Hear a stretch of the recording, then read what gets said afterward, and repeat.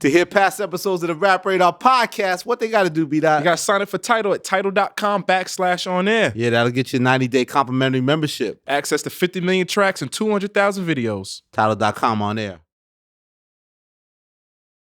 Yeah, Rap Radar podcast, Elliot Wilson. It's B-Dot. B-Dot, what's up, baby? What's up with you? This is a Sunday, man. We're on the Sabbath. Okay. I have to go on vacation. The wife's baby be going on vacation, so I was like, we having this wonderful guest. If we could just move this around and make it happen on a Sunday, Yep, it's going to happen. And she is here, Janelle Monáe. Thank you Hi. so much. What's up, y'all? Janelle Thank you for having me. Because you know what happened was when we heard, Django Jane, Yeah. I hit B-Dot like, yo, we got to get Janelle Monáe in the Peak House. He's like, I love that record too. Wow. We just jumped on it, Wow. man. Right. Because I mean, Thank obviously, you. you know, we've been a fan of your work, but then that record, like, I mean, us in the hip hop space, you just went at it. I Right. mean, you bars. Man, thank you. Thank you so much. Yeah, what was going on? You went in. Woo. It's like a Meek Mill it's- Dreams and Nightmares kind of like you just went in. Right. And just, Shout out to Meek yeah, Mill. yeah. He needs to come on back. Yes. You know, it's really inspiring to hear, you know, two black men say that they gravitate towards Django Jane because that song was written from a black woman's perspective and feeling, you know, it was a direct response of feeling that sting of when you have been called a bitch for the first time by a man who disrespects women. Just feeling like your rights as a woman are being trampled on. You turn on the TV, it's somebody trying to take away your agency. And if you strip away the makeup, you strip away the clothes, all that, I'm a young black woman in America. Right. And everything that I've been seeing over these last few years has told me that I need to change, that I am not protected, you know, that, you know, I come from two working class parents. My mom was a janitor. My father was a sanitation worker. My stepfather, just like my dad, worked at the post office. The people that I love who worked to build this country, my grandmother, a sharecropper, who picked cotton in Aberdeen, Mississippi. All of those people that I love who are considered to be in a poor class, they don't care about them. And so, and I'm speaking about The an bigger establishment, system, yeah, absolutely. Those who are in the positions of power who are constantly abusing their power. Yeah. So that song, Django Jane, I didn't want it to be filtered. I was kind of scared because I speak like this to my friends and like if we were having a conversation, but to actually go in and record that and say, I'm not going to filter myself. No, this is how I'm feeling. There's no nice way or politically correct way to say, you know, or to feel after you feel like you've been pushed to the margins of society, you know. So take being an artist away from it. How am I seen in this world? And so it was really capturing my direct response of feeling that sting, of feeling like, you know, But I think I you feel belong more here. intensity than even just anger. It isn't just like I'm Right. angry. There's an intensity to it. Like there's a power in that. Like, you know what I'm saying? Like, yeah. And I wanted to be very clear around where I stood on that. yeah. You know, I didn't want to take a passive response to how I feel about anybody disrespecting women, not fighting for women's rights, because women's rights are human rights, you know? And so I think that it's also a celebratory song too. It's not as much as it's about me, it's about us. And I think that I've always felt a responsibility to stand up for women's rights, to stand up for women, to say, I see you, like, even though I may not know you, if you're going through something, that could happen to me too. Right. Like, shit that happened to my sisters, I may not know y'all. We may be from different parts of the world, high and low, whatever.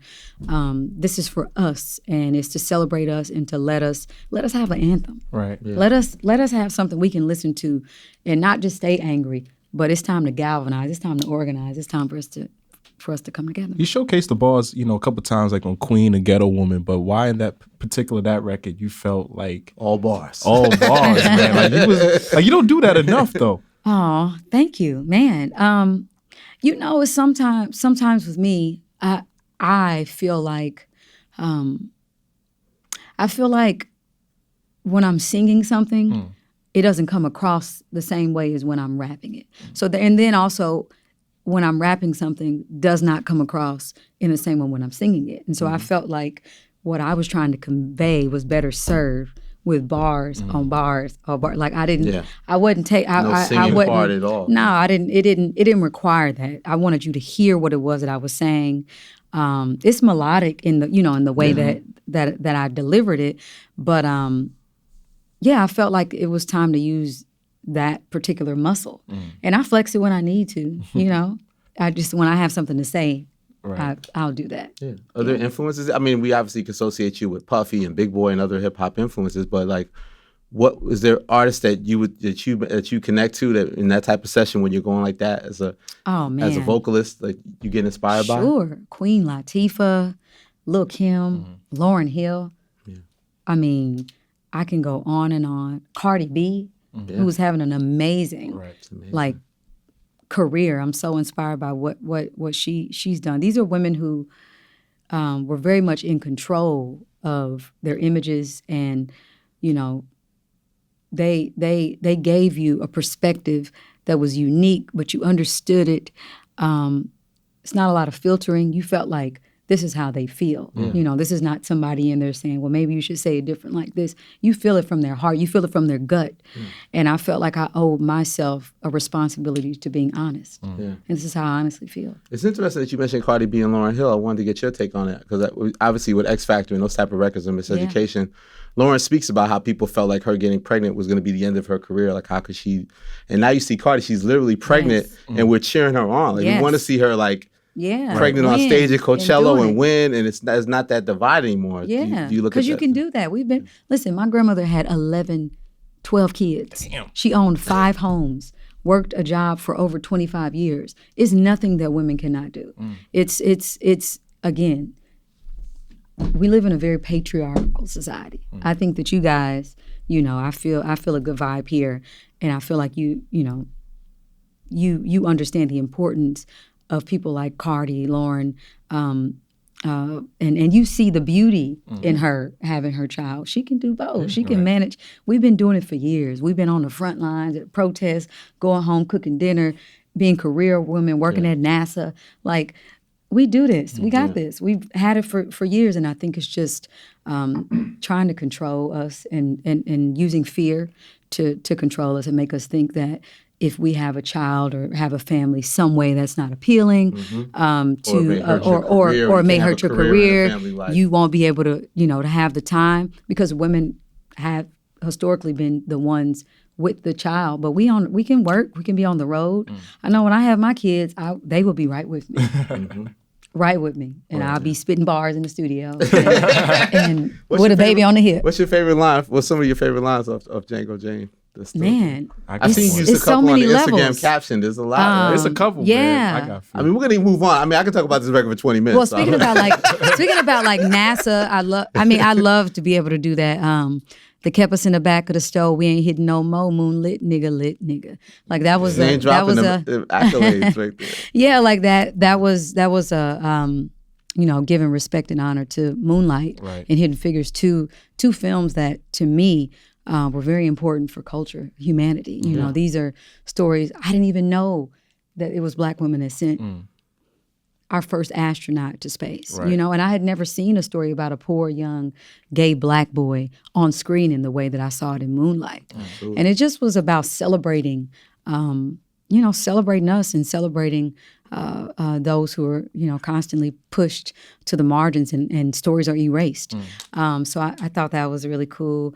I don't know. Y'all tell me some of y'all favorite lines. You say like, get away with murder, no scandal. Cue the violins and violas. Oh. So Viola Davis. That was. And then like the way the beat comes in. And then also like the way you emphasize Black girl magic. Like that. Yeah. Man. That's really dope. Also, around that time too, where you like, I think because when you make it, it's a manifesto for you, but then, we gave you life. Like you switch into like it's for women all across the board. It's not just your manifesto. It's absolutely your manifesto, and it's a manifesto for all women to empower and unify. Like I think the way you're able to shift that is interesting. You shift it in the song too. Like thank you. I'm it's happy inclusive. You brought that word manifesto. It's a woman manifesto. W-O. But no. It's for us, and it's very inclusive. And I think that the celebration of Black girl magic, y'all can't stand it, y'all can't ban it, may not like a bandit. They've been trying hard just to make us all vanish. I suggest they put a flag on a whole nother planet. That is, Black women are women.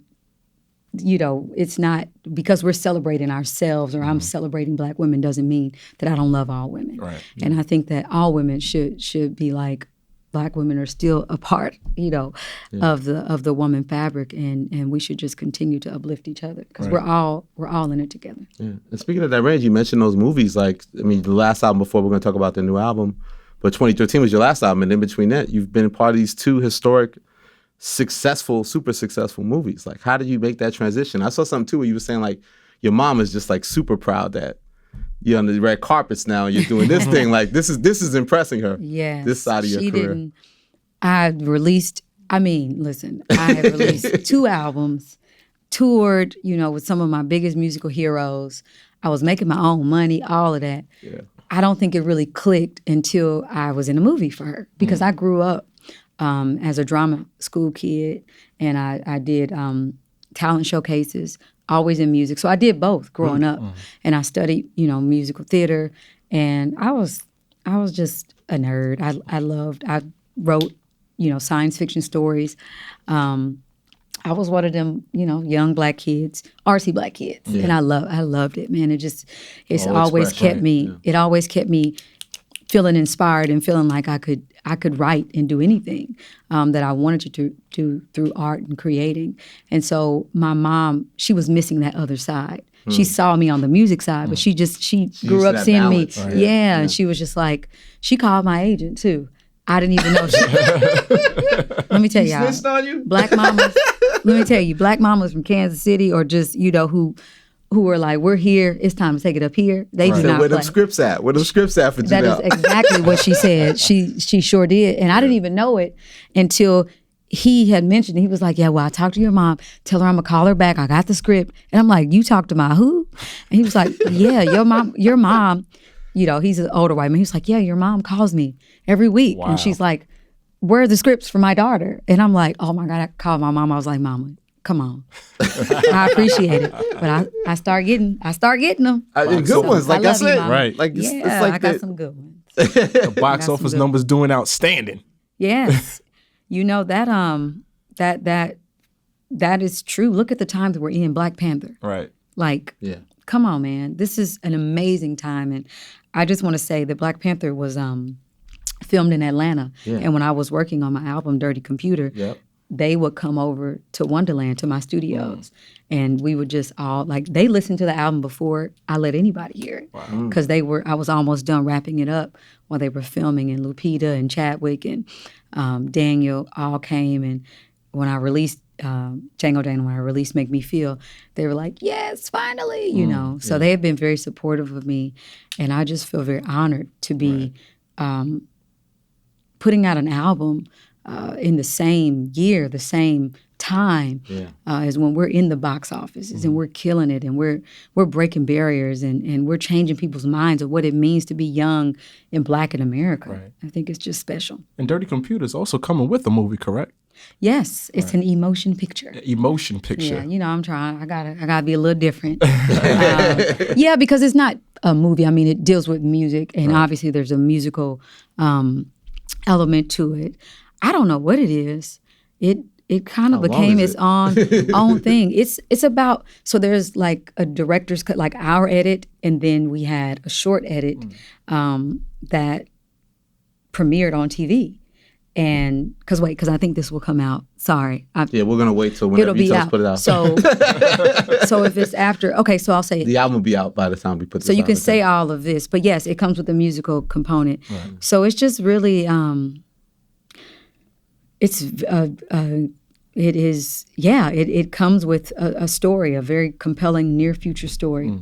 And love is at the center of this. And just imagine if you lived in this near future society where you were governed by individuals who were in the position of power that told you that you were dirty. Your very existence made you dirty. Because you were Black, because you were a woman, because you were queer, because you were poor, you are dirty and you need to be cleansed.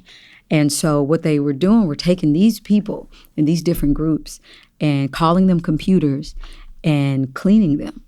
Imagine all your memories, your identity, everything was being erased. So the film goes in more about what it means for society, a society that feels like you don't belong here, constantly is trying to erase you. And it deals with Jane 57821, played by me. It deals with how she's trying to fight for her last memories. She's trying to survive.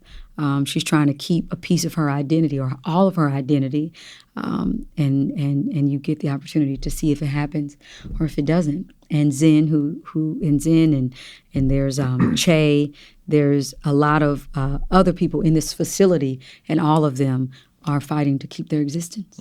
I saw you say Dirty Computer's the album you always wanted to make, but you weren't ready at that time. And talk about that, and like people that were fans of your previous work, like how is this record different, and what is distinctive about this album for people when they get it?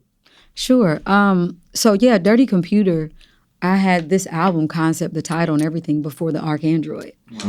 And what I had done is I had started something. Like before I got with Puff and we did the whole deal, shout out to Puff, I love you so much. Bad boy in the house. I love him. And he was a supporter of my record label, Wonderland Records. And he was like, listen, I don't want to be involved creatively. Honestly, I don't even want to fuck this up. I want people to just know about you. I'm at this place in my life where I want to, push something that's creative forward and just support it. Empower other people. And I caught him at a great time. And I love him. I'm forever thankful for his support. But during that time, I had released Metropolis, which was an EP. Right. And I was in Atlanta, the AUC, Spelman, Morehouse, Clark, Morris Brown. I was living in a boarding house with 6 other girls.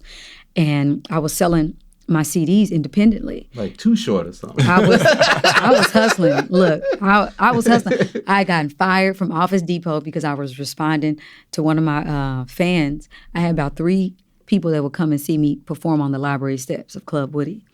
And I was responding on the company's computer and I got fired. Wow. And so I wrote a song called Letting Go, and that was on the compilation, Big Boys Got Perp compilation. Right. Shout out to Outkast, because they gave me, they gave me some real exposure when nobody knew who I was in Atlanta. And then I started Metropolis. I got this concept that I wanted, and it dealt with this android. And it was very like in the future, 2719. Cindy Mayweather. Absolutely. And it was a big world. We were building a world because I love Steven Spielberg. I love George Lucas. I love big world building things. David Bowie. Right. And I was like, yeah, I could do a concept album. I love David Bowie. I love Stevie Wonder. Love Prince. Masters of concept albums. All of them. Like, why? I can do this. I can do this on my own terms. And so I created that. And then I went from 3 fans to about maybe 400 fans in Atlanta. And so I felt a responsibility to keep that on once we did the deal and once we did the partnership. But I had Dirty Computer in my heart. And I was like, I don't know, man, I don't want to let down the people who have been riding with me since, I was performing on it. Exactly. Right. Yeah. So it was a hard decision. And I made it, and I put out the ArchAndroid. Right. And I'm happy I did that because I think through that forbidden love story, a lot of people were able to connect with it, and they knew that I just wasn't, going to fall into whatever the stereotypical types are for what it means to be like a young Black female artist. It was, I wanted to take it further. I wanted to redefine how we're seen. We can be our unique selves. We don't have to change who we are to become to reach people. People get it. People are not dumb. Like they're looking for an experience, and I wanted to give experiences. Was that like a struggle for you? Because like on Django Jane, you talk about people. You remember when people say you look too mannish? Yes. It was. I mean, I remember going into photo shoots early on, and there was just this image I guess they had of Black girls who were coming in the industry. And they were like, yeah, you should wear this. This is how you're more this relatable. Designer, this designer, or even how it's cut or how it looks. And this time I loved tuxedos. I loved wearing black and white because I wanted to pay homage to my working class family. I wanted my uniform to always make people, remember that I come from Kansas City, Kansas, and my parents worked hard. They turned nothing into something, and they wore their uniforms every day. And so I had something that I was deeply connected to, but it just wasn't anything that they didn't understand how to market that. Still to this day, I don't think people understand how to market me. So I follow my heart. I don't get caught up in that. I don't get worried about if somebody's going to get it, because at the end of the day, I feel like I have a responsibility to the person God created. And I feel like I have a responsibility to showing people that we don't all have to take the same coordinates to reach the same destination. How I do it may be different from artists that I love and respect, but we'll get there. Right. And it's about the journey for me. Did you draw strength from having the idea to have that uniform and just be set a certain way and present yourself that way? Yeah. I think it was a form of resistance too, because I was like, I don't care how long it's going to take. I'm going to prove, that I'm going to make my decisions, and I don't have to, I don't have to, I can admire people and respect them, but I don't have to be like them. Yeah. You know what I'm saying? Like our differences are what make us special. It's what makes America incredible. Right. You can come here and be who you are, and you and me, and we can have this conversation, and we can learn from each other, and we can challenge each other, and we can, we can make magic together. Yeah. But then now people say, well, make me feel something like that. Janelle's making this real sexy song, and it's like, I like that difference. Thank you. Thank you so much. And also even the juxtaposition of dropping at the same time as Django Jane, was that also to show the range of your artistry? Like, it's important to make both statements at once? Absolutely. Duality is a narrative right now that I'm pushing. I mean, I think, they think we're monolithic, that we're just all the same, or that, I don't know. I felt like because I had done the Cindy Mayweather concept albums, and it was, androids and things like that, I thought it was important to show my complex side and show people that I'm a complete human being, fully capable of defining sexy and sexiness and on my own terms, fully capable of, also being Django Jane. These women, these are me. The sides, right, these are different, and there are more sides. Like once you listen to the album, you'll get even more sides. And I always felt excited about putting this album out, because I was like, I don't think people even know. Like, I don't think that they have been exposed to these different sides, of me. And I always get excited when I see my favorite artists reinventing themselves. I think all these things have been in them, or maybe they were waiting. It's just about timing. And so I thought this was the perfect time to just to show the many dimensions and the duality of me. How do you feel about the reaction to Make Me Feel? Like we talked about Django, but the reaction to Make Me Feel, I feel like people also were like, this reminds me of Prince's Kiss, and like all the critiques of it. Like, what was your feelings about the feedback on that particular song and the visual? Oh, I was tickled. I loved it. I loved it. I mean, Prince has been a mentor to me, since and a real friend. And a friend, absolutely a friend. He was the first person I gave my album, The Arcandroid, to. I was at Paisley Park. I had his engineer. At the time, I had them burn the CD, and he had a little marker, and I put a flower on it, and I wrote down the track list, and I gave it to him. And he called me the next morning after he listened to it. And so he holds a dear place in my heart, and so many people's hearts. I mean, who didn't he inspire? And I was, deeply moved by the person I knew off stage. I was inspired by him growing up. But to know him and to see how giving he was of his time to young artists like myself, it was difficult making Dirty Computer, because when I was making Electric Lady, he was on Electric Lady too. On What They Love. I love that song. On Giving Them What They Love, yeah. And I always would call him, and we would talk through things, and I felt like if anybody understood, my storytelling, what I was trying to do with music, it would be him. And, you know, when he passed on to another frequency in the middle of me writing this album, it was really, it was heavy. So he didn't get to hear Make Me Feel then? He didn't. Oh, okay. He didn't get to hear like the finished product of all of it. But I like to think that he's smiling. I like to think that he is, he's jamming and he's laughing. He was such a comedian. And he would call if I would do like a show, like a Today Show or something, and I did a move, he would call me and be like, "You better not do that move no more. They ain't ready for that." I mean, I got the chance to tour with this man, you know, and to watch him and to be on stage with him, and for him to just, he got me. He got it. He got it. I saw in an interview that you guys talked for like 5 hours on New Year's Day. Yeah, we sure did. We were in St. Bart's, and he did a private show there, and that was the last time we were on stage together. It was a private show, and I hopped up. He would always, like, I couldn't just be at a show and just stay and watch him. It was always like, get on up there. and I loved it, and I'm happy I did that.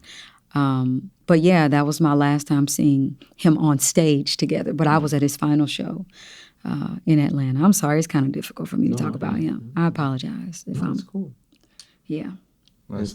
And Stevie Wonder too, obviously become a good confidant. Yes, he's on the album. Oh wow. Okay, that's not one of the songs I've heard. I know. Y'all gotta, man. Y'all gotta listen. Y'all gotta listen. So tell me about that song. He's on the project. Well, you know, Stevie Wonder also was somebody when I released my first album. I sent him a copy.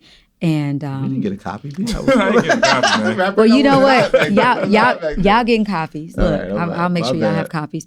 But no, Stevie, absolutely, man. Oh my God, whew.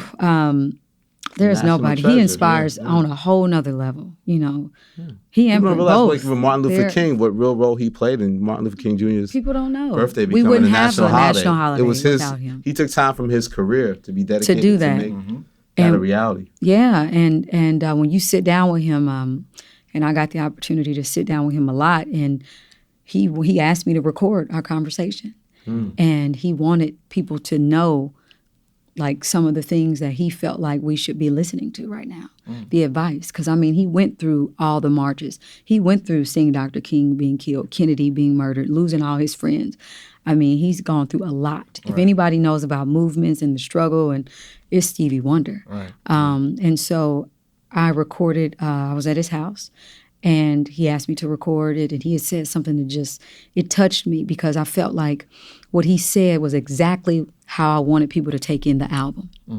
As much as this album goes through, you know, the Django Janes and the Make Me Feels, and it's a journey, at the root of it is love.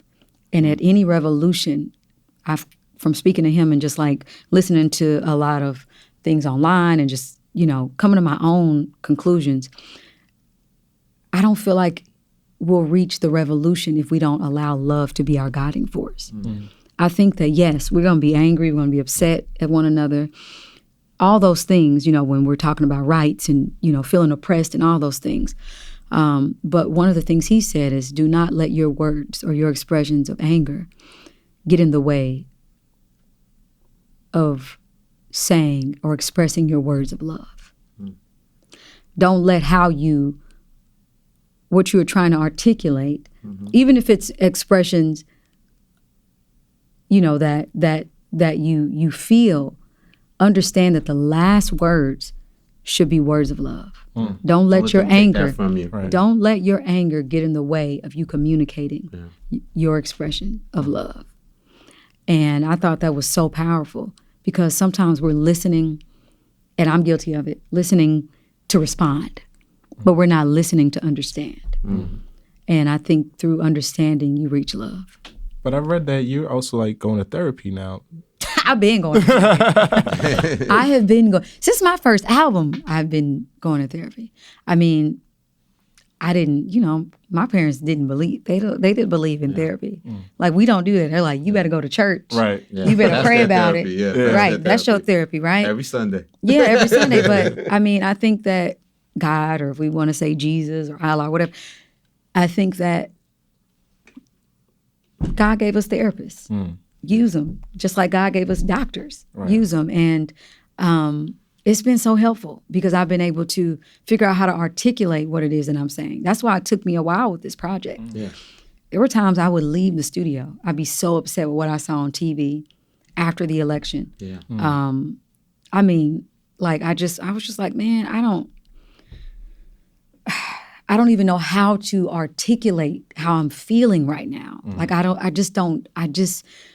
know how to articulate it. And when I would go and speak to my therapist, who is my friend as well, I got the opportunity to hear back what I was saying. I got an opportunity to vent, get it out, it all out, you know. And I've been known to be a self-editor. Like they get on me all the time. I'll go into the studio and I'll be like, I don't want to talk about that. I don't want to talk about that. And I'll come out and I won't have anything recorded because I'm like editing already before it comes out. Before it's coming out. Yeah. And so going to therapy has allowed me to say, okay, if I don't like it, whatever, we'll scratch it, but get it out. Yeah. And I'll wake up the next morning and listen, and I'm like, I'm happy I did it. I think that's something. And then I can kind of, you know, go through it and say, I'll talk about this, but I don't need to say that. You know, there's a better way to say that. I can fine tune it. Or like Django Jane, no. Yeah. This is how it's going to be said. Yeah. All the niggas, they were purposeful. All the pussies that you heard. Yeah. It's not gratuitous. Purposeful. Right. Absolutely.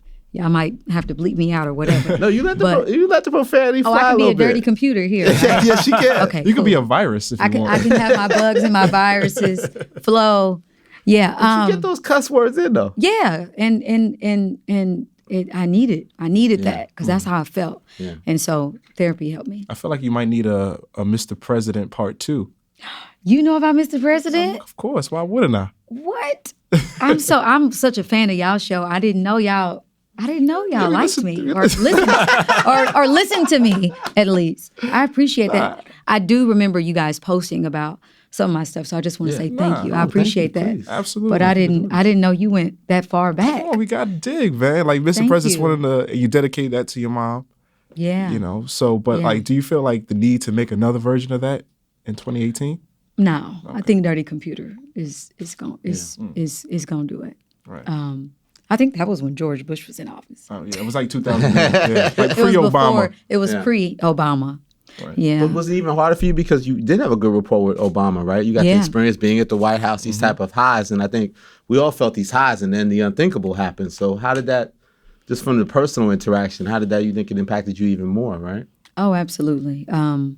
I think we all felt it when we had to transition from Obama to this administration. Obama and the First Lady and their family, they cared about people. Yeah. Like, I know they cared about my parents. I know they cared about me. I know that they cared about all the dirty computers that I'm trying to represent and make sure feel seen and heard. And that's the thing that hurts so much is that you when you have someone who's supposed to be speaking on behalf of this world, this melting pot, this colorful, amazing, and they're representing you in a way that it's just on so many levels, it's counterproductive. It's very frustrating to watch. Yeah, right. He's a very smart man, and I was just honored whenever he would call or, the First Lady would call, I was there. Right. I was like, because I don't know when I'm going to be back. So let me just be there. And I got the opportunity to have some really amazing experiences with them. And as people, they care about this country. But was that experience like with all the rappers when y'all had like the hip hop summit? It was you, Rick Ross's monitor went off. Oh my goodness. Y'all heard about that? Of course. Oh my goodness. That will go down in history. When that thing went off in there. So was this in the Oval Office? Or? It was in a room, and I won't say too much. Okay. But I mean, out of respect. But it was, I would have never been able to predict that was going to happen. Oh my goodness. And hearing Obama's response and everything, but the topics that we were talking about were right on line because, one of the things that the President Obama was trying to make sure of is that we were the criminal justice system that we were all fighting for that reform, for more progress to happen in that era, or for that in that area. Yeah. Right. And I think Rick Ross and everybody who was there, who have really been through some stuff, right, yeah. To have their expertise. That's what I'm saying. Like this, Obama cared. He cared enough because you knew that it would do him no good to sit and talk to the people, everybody on his staff. He needed to reach out to people who actually have been in prison, who have been caught up, who firsthand know what that feels like, to understand what needs to happen. Right. He needed to reach out to us, to the entertainment industry, because he realized that people listen. People listen. Right. People have, people that listen to them in a way that they may not listen to. They may listen to an artist more than they may listen to a politician, unfortunately. Yeah. Or fortunately, we all have a job, and I think what he did by bringing us all together was saying that we're in this together. Let's figure out how we can make some changes together. Right. Your voice matters. Just because I'm here in the White House, it doesn't mean that I have more of a say-so than you do around where our country should go. But isn't it more encouraging? It's encouraging, though, I think, obviously, because with Scott being in office, it's ironic that there is a Black Panther. There is work you're doing. It's almost a counter thing to the madness of what's above us or what's around us, right? Like we're driven and we're creative people and we're fighting for it. We're not letting that define us. Absolutely. This administration. No, we are, man, this is a moment. I mean, even with the Me Too movement, with the Time's Up movement, when you think about Black Panther, when you think about the art that artists are creating, and not just for the sake of creating art, it's like they're responding in different ways to how they're viewed just as human beings. And you get the sense that we are saying we are stronger together. Like this, we have to come together. We cannot afford to be divided in the way that we were, especially when it's time to vote. Like, I think that's where we really need to put our focus. Right. If we can get all the people who went to go see Black Panther to go to the polls, that would be some real change, I think. Yeah. I see that you're also empowering, others as well with the Wonderland movement, man. Like this Gendetta guy. Yeah. Like he gave us the classic, man. Did y'all heard "Long Live the Chief"? Yeah, here? Of course. Oh my goodness, that's one of my favorites. From him. Was Wonderland always in process? Because you had the song on Android about Wonderland. So was that something that you always wanted to manifest into a real label? Yeah. Okay. Well, I mean, we were already acting as a label before we got distribution deal. Before I met Puff, he came and saw us as an independent label.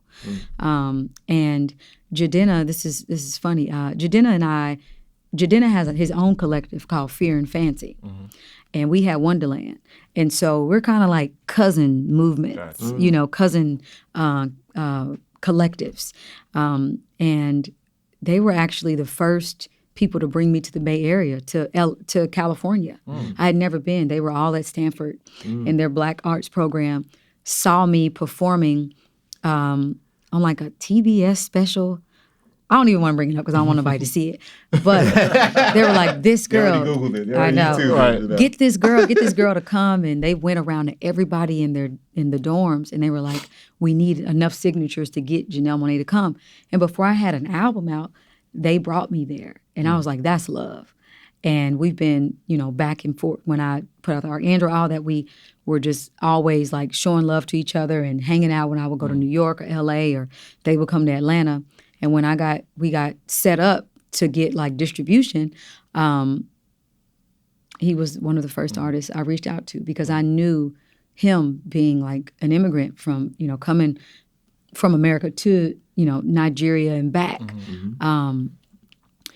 He has a very unique story. Right. And I think the way that he cares about the art form, about hip hop, the way that he's tried to push, and he is pushing culture with his music, it's a journey. And I'm honored to be a woman owning a record label and being able to push somebody like Jadena. It's an honor. Yes. Yeah. So how did you feel when Classic Man first started taking off? Was that even more validation for you? Like, what was your feeling like watching something you're creating or something you're at the leadership position of presenting to the world really resonate? Yeah. No, when it was, we believed in it.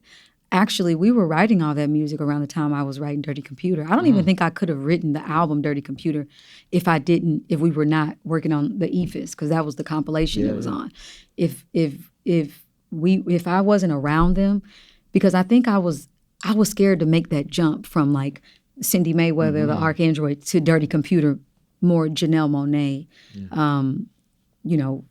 centered. I was still having conversations with myself, like, okay, am I going to be speaking from the perspective of Cindy Mayweather? Okay, but I have so much shit I need to say right now that I don't know if it can live in this world. And when I was around them, and we were all just making music up for 2 weeks, just like months, just making music, and everybody, I didn't come in black and white. Jadena didn't have on a suit. We were just like, seriously, that was the thing. We were like, we gotta go somewhere else. We gotta go somewhere else with this. And I don't think if we would have done that, he would have had Classic Man. Classic Man, when it became #1, was validating internally to us that we just need to trust our guts as artists. You're on the right because path. that came from I was there when he was making it. And that came from a really honest place. And then as a Black woman, we don't get opportunities to get distribution for our labels. Not a lot of us were out there, we're capable of it. We just need the opportunities and the shot and the check to be cut to say, hey, we trust you. I have 5 artists, Saint Beauty, Roman John Arthur, Deep Cotton, Jadena, and they're all totally different from each other. Very creative. Say it a little slower so they can get the streaming on. Jadena, Jidenna, Deep Cotton, Saint Beauty, and Roman John Arthur. And they're right now Wonderland Records, baby. Wonderland Records, absolutely. So we needed that #1. Jadena was like, I'll go first. He really did. He said, let me go with Classic Man, because I think this is going to help people really take what it is that we're doing seriously. And then you did Yoga, and that's like, and I did Yoga. Your biggest record, right? Yeah, right. Yeah. And I don't think I would have done Yoga if I had not been encouraged and inspired to just feel free and feel Yoga is basically conversations that I just always have with them. This is when we're partying, when we're talking, a lot of those lyrics came from just conversations. Yeah, I remember you had a release party and you was with them and you was playing the music, and I was kind of in the back, but you looked so happy, and it was such a celebratory group moment of like empowering. Absolutely. I felt alone for a while without having like that collective. I felt like, man, I'm just kind of out here, on my own little island.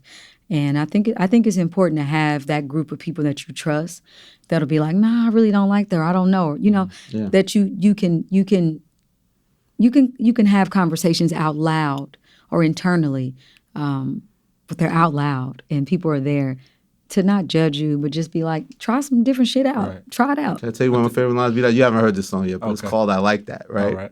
And she's singing on it, and then she does a little rap part, and she goes back to her memory. She says, "You called me weird in math class, 3rd row, drift clothes. She cut her perm off. He rated her a 6. But she said, but even back then, with tears in my eyes, I always knew I was the shit." Wow. Absolutely. Fuck that guy. Where's this guy at, Janelle? Let's run down on him. You know what? It was high school. I had like a relaxer for a while, and nothing wrong, whatever. If you want to relax your hair, you want to wear natural, whatever. Yeah. It's all good. But for me, I was heavily into Lauryn Hill, Erykah Badu. I was just like, I wanted to know me on another level. And I think we all go through those phases. You might have locks, you might cut them off, you might grow them out. Yeah. We were in high school. Cornrows. You had cornrows? How long were they? Struggle. Delicate subject. How long were they? They had to add a little extra fake hair to like hold it. Oh man, you got to get that little synthetic braid in. Yeah, because it probably slipped off, didn't it? After a couple days. Yeah. But no, I was just I wanted to I cut my hair. My mom did not even know that I was going to do it. It was the whole thing with that too. But I cut it off, and I just remember coming to school with a different hairstyle. And it was just this guy that I remember he really liked me before when I looked a different way. And I wasn't getting the same rhythm, and I was just like, wow. And it's a metaphor though. It's a metaphor for all the girls who have been judged or been like, their beauty has been seen less than because they don't have a Eurocentric look, you know, or when they're choosing to embrace their natural hair, they may be going through that awkward medium phase where it might, until it gets to where, you know, it's an afro. It might just be a little afro. And then we're told we need to wear makeup or we need to, you know, wear these types of clothes. It's just about like making sure that Black women are heard and seen on this album. Right. Yeah. I have also been called, as much as y'all see all this, I've had moments, and I still do, where I see stuff online that people will say, you know, about my airport 5 a.m. about my I've identity. never seen that photo ever. I've never They're seen there. They are definitely there. You know, it's So I wanted to make sure. The whole message of with tears in my eyes, I still knew I always knew shit. I was the shit. Yeah. And with tears in my eyes, I knew I was going somewhere. I knew my hair was gonna grow out more. It wasn't just gonna stay, you know, small like it was. I had to have that self-confidence early on. And I think with this album, because the album is broken up into 3 parts. You have the first 4 songs, it's the reckoning. It's realizing, I can tell you this, the first time you've been called a nigga by a white man. The first time, you know, again, I say this, you called a bitch. The first time you were called something and you realized what you meant to this society. Those are the first 4 songs. That deals with the reckoning. I am a dirty computer. This is how I'm viewed in society. Then the middle of the album, when you get to Django Jane, when you get to Pink, Make Me Feel, when you get to I Got the Juice, when you get to I Like That, that's the celebration of what it means to be a dirty computer. That's that self-empowerment. That's, okay, I'm a nigga, whatever, I'm gonna be the best at it. And we're gonna take back that power of that word. And we're gonna show you that we built this country. You know, our ancestors built this country. We're here and we're here to stay, and we're gonna party and we're gonna celebrate all of our bugs, all of our viruses, despite you telling us that we don't matter. And then the last part of the album, you go through that fear stage of so afraid, even don't judge me. And then you get to Americans, and that is the reclamation. That's saying, I am American. I'm not going to Canada.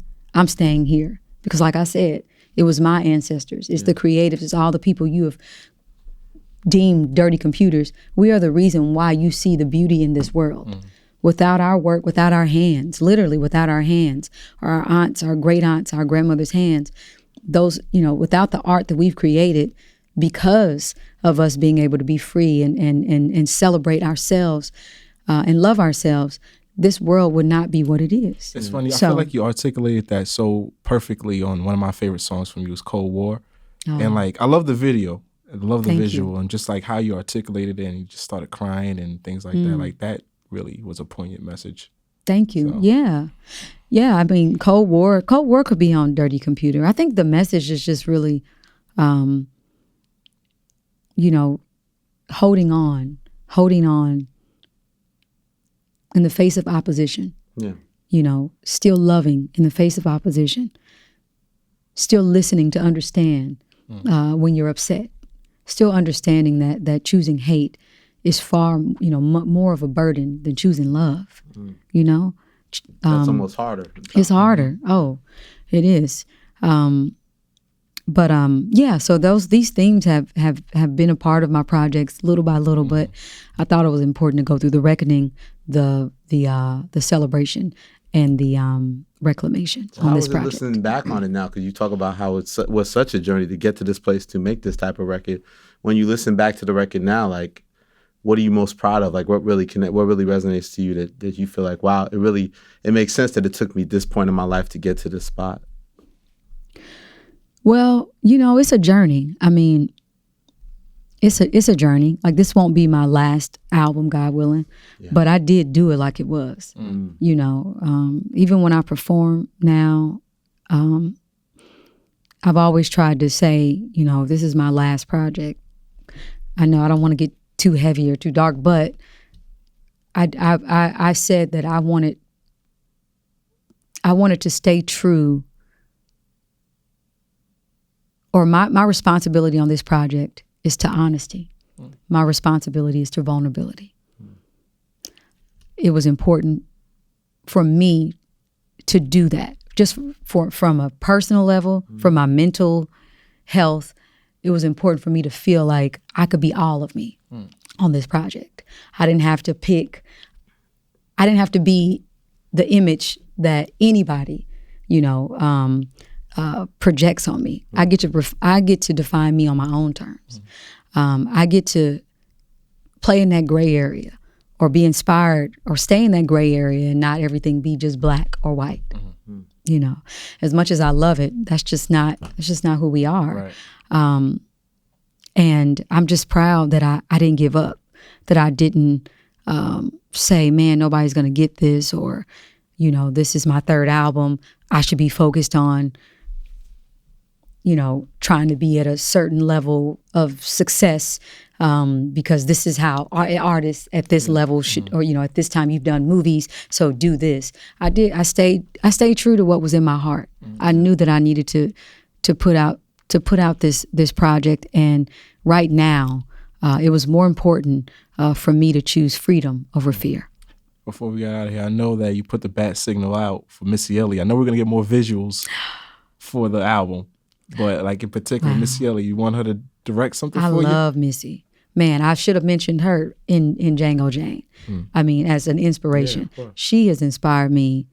Oh my goodness, like growing up seeing her music videos. Right. She is like, I said it online, I said, you are the master teacher of visuals. There is nobody that can do a visual like Missy Elliott. Right. And she actually was at my first showcase here in New York. Wow. When Puff brought me to R&B Live here for the first time. I remember not sleeping that night. I was so scared because I was doing Sincerely Jane and Metropolis, right.